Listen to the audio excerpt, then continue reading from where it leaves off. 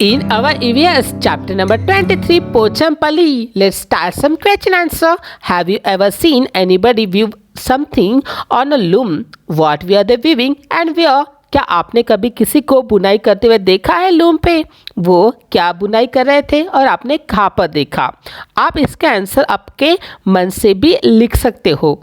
चलो देखते हैं एक आंसर यहाँ पे। Yes, once I went to Kanchipuram in the state of Tamil Nadu. Yes, एक दिन मैं गया था तमिलनाडु में कांचीपुरम जगह पे, और वहाँ पर देखते क्या है, there are many people who work in industries and they were weaving silk saris. यहाँ पे बहुत सारे लोग इस तरह से ये एक बड़े से पैमाने पर बड़े से इंडस्ट्रीज में काम कर रहे थे और वो बुनाई कर रहे थे रेशम की साड़ियाँ, सिल्क साड़ीज वो बुनाई कर रहे थे उस लूम पर। Question 2. The threads of a sari are dyed. Do you know of any other thing that is dyed? Sari बनाने के लिए जो धागों का प्रयोग किया जाता है उसे सबसे पहले रंग दिया जाता है, डाई किया जाता है। क्या आपको कोई और चीज़ पता है जिसमें हम कलर या फिर रंग भरते हैं, डाई करते हैं? सो यस, ऐसी बहुत सारी चीज़ें हैं जिसमें हम डाई करते हैं। Dyeing is a method, see the spelling carefully, DYEING। इसमें हम ई को हटाते नहीं हैं, पूरा लिखते हैं DYE, डाई शब्द, उसके बाद ING लगाते हैं। Dyeing is a method to add colours to the thread. Just like silk threads, wool is also dyed. हम जो ऊनी कपड़े पहनते हैं सर्दियों के समय में, स्वेटर, शॉल, जैकेट वगैरह, वह ऊन भी वैसे तो हमें कहाँ से मिलता है? भेड़ों से मिलता है, शीप से मिलता है। शीप के ऊन किस कलर के होते हैं? वाइट कलर के। लेकिन हम हमेशा रंग बिरंगे स्वेटर्स पहनते हैं। वो कैसे? वो इसलिए क्योंकि इन वाइट कलर के ऊनों में भी पहले रंग भरा जाता है, उन्हें डाई किया जाता है और उसके बाद उनकी निटिंग करके, बुनाई करके स्वेटर बनाया जाता है। So how clothes are dyed, how threads are dyed, कपड़ों और धागों में रंग कैसे भरा जाता है, ये जानने के लिए आप एक छोटा सा वीडियो यूट्यूब में देख सकते हैं इस लिंक को फॉलो करके। In the next question, if you visit Vani's village, it seems as if the entire village is weaving sarees. अगर हम वानी के गांव पे जाए तो हमें दिखता है पूरा गांव बुनाई करता है साड़ियों की। Do you know of any other workplace which many people living in one place too? तो क्या आप ऐसे किसी काम के बारे में जानते हो जिसे एक ही जगह पर बहुत सारे लोग करते हैं? यस, पोएट्री, मतलब pottery is also a craft work which many people of an entire village do. जैसे मिट्टी के जो बर्तन बनाना या मटके बनाना, ये जो काम है जिसे पोट्री कहते हैं, ये काम मतलब उस गांव के लगभग सारे लोग मिलके ये काम करते हैं। And the fourth question, do they make some articles? So answer is yes, इस गांव के सभी लोग पॉट्स बना रहे हैं। Question number 5, find out the process of making the article, what are the different steps. तो जैसे हमने पॉट्स बनाने के बारे में लिखा, पॉट्स बनाने के डिफरेंट स्टेप्स को आपने ऑलरेडी थर्ड स्टैंडर्ड में पढ़ा है, एक और बार फिर से रिवाइज करते हैं।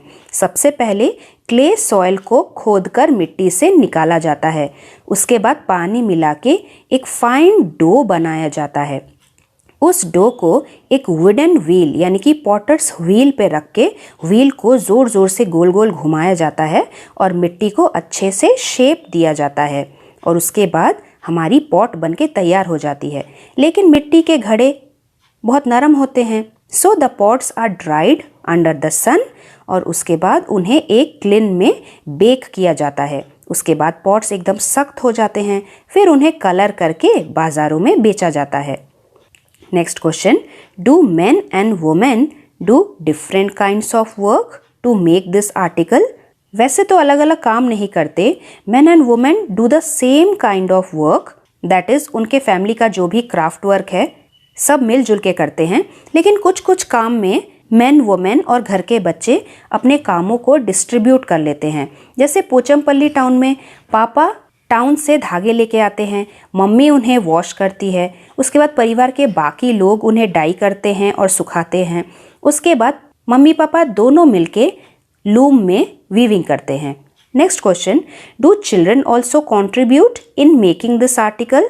Of course, children also contribute to make the article, then only they will learn the skill from their elders. Now find out and write. talked to an iron-smith, a carpenter and a potter about the nature of their work. आप किसी लोहार से, किसी सुतार से या मटके बनाने वाले से आप उनके कामों के बारे में जान लीजिए। जैसे यहाँ पे हमें आयरन स्मिथ के बारे में पता है। इस फिगर में हम देख पा रहे हैं कि आयरन स्मिथ किस तरह से लोहार अपना काम करता है, किस तरह से वो आग में तपा कर लोहे को थोड़ा नरम करता है, उस पर काम करता है। Make things made up of iron, carpenter देखते किस तरह से लकड़ी से अपना काम करते हैं। Makes wooden articles like furniture, porter को हमने अभी देखा है किस तरह से पोर्टर मटके बनाने का काम करते हैं। Makes earthen pots and toys. Let's write answers. An iron Smith makes things made of iron. A carpenter makes wooden articles like furniture, and a potter makes earthen pots and toys. Via deed they learn to do their work. ये सभी लोगों ने अपने काम कहाँ पर सीखे हैं? चलो लिखते इसका आंसर। जैसे कि हमें पीढ़ीजात और परंपरागत कामों के बारे में पता है। Usually they learn their it from their parents and elder family members. वो ज़्यादातर अपने पेरेंट्स से या परिवार के बुजुर्ग लोगों से ये काम वो सीखते हैं। In the next question, what else did they need to learn to do able to do this work? तो ये काम सीखने के लिए उन्हें और किस चीज़ की ज़रूरत होती है? Answer, they need to be creative and good and have good imagination to create new designs and pattern. इसके साथ साथ उन्हें क्रिएटिव माइंड और इमेजिनेशन चाहिए ताकि वो नए नए डिज़ाइंस और पैटर्न्स बना सके अपने काम को लेकर।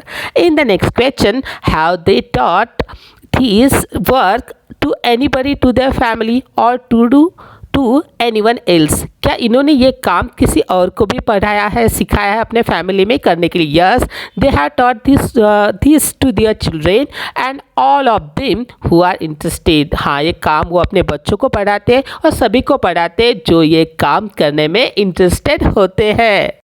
आखिरी में है आपके लिए एक table. The table below has a list of different kinds of work that people do. यहाँ पे बहुत सारे अलग अलग तरीके के काम हैं जो लोग करते हैं। Do you know people who do such work? Right their name, उनका नाम लिखिए फर्स्ट कॉलम में, और उसके बाद नेक्स्ट कॉलम में हमें ये लिखना है कि उन्होंने ये काम कहाँ से सीखा। तो जैसे सबसे पहले क्लॉथ वीविंग, इस चैप्टर में हमने पढ़ा वाणी और प्रसाद के पेरेंट्स क्लॉथ वीविंग करते हैं, पोचमपल्ली कपड़े बनाते हैं, और उन्होंने ये काम अपने मम्मी पापा से सीखा और आगे चल के वो यही काम वाणी और प्रसाद को भी सिखा रहे हैं।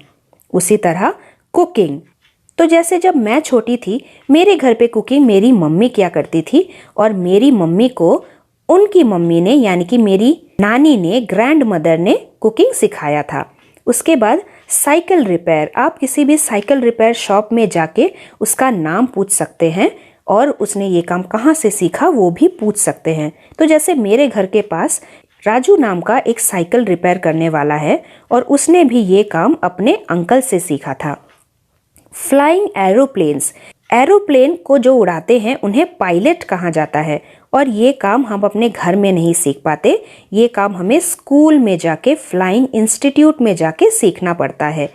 उसके बाद सीइंग एंड एम्ब्रॉयडरी, कपड़ों को सीलना और सुंदर कशीदाकारी यानी कि एम्ब्रॉयडरी, धागों से कपड़ों पे सुंदर डिजाइन्स बनाना, ये काम मेरी एक बुआ जी बहुत अच्छा करती है और उन्होंने ये काम स्टिचिंग स्कूल से सीखा है। उसके बाद गाना गाना, मेरी फेवरेट लता मंगेशकर, और लता मंगेशकर जी ने भी अपने पापा से और अपने गुरुजी से ये काम सीखा था। आफ्टर दैट मेकिंग शूज़, आप किसी भी ऐसे एक शू शॉप में जाइए जहाँ पे आपको सामने जूता बनाने वाला नज़र आ जाएगा और फिर आप उससे पूछ सकते हैं कि वो काम उसने कहाँ से सीखा। तो मेरे घर के पास एक शू शॉप है जहाँ पे विकास नाम का लड़का बैठता है जो लेदर के टुकड़ों से जूते बनाता है और उसने ये काम अपने फैमिली मेम्बर से सीखा। फ्लाइंग काइट्स, फार्मिंग यानी कि खेती करना, बाल काटने का काम भी लोग अपने एल्डर्स से ही सीख। There are many places like Pochampalli in India that are famous for making special things. Pochampally की तरह हमारे भारत देश में बहुत सारे ऐसे ठिकान हैं जहाँ पर स्पेशली कुछ थिंग्स बनाई जाती है, जैसे कुल्लू की शॉल। जो कुल्लू आपको पता है कहाँ पर है, वो है हिमाचल प्रदेश में। यहाँ पर स्पेशल टाइप की इस तरह से शॉल्स बनाई जाती है। नेक्स्ट आपने पढ़ा है मधुबानी पेंटिंग्स। जो मधुबानी की तरह पेंटिंग होती है, हमने इसके बारे में पढ़ा है कि मधुबनी पेंटिंग कहाँ पर और किस तरह से अलग अलग कलर्स से जो कलर बनाए होते हैं, नेचुरल कलर से, हल्दी के कलर वगैरह, फूलों के कलर, उससे ये मधुबनी पेंटिंग्स बनाई जाती है, जो है बहुत ही फेमस। इस तरह से आसाम मुगा सिल्क, आसाम में पाया जाने वाला मुगा सिल्क, इससे भी बनाई जाती है बहुत सारी अलग अलग चीज़ें जो हम यहाँ पे देख पा रहे हैं।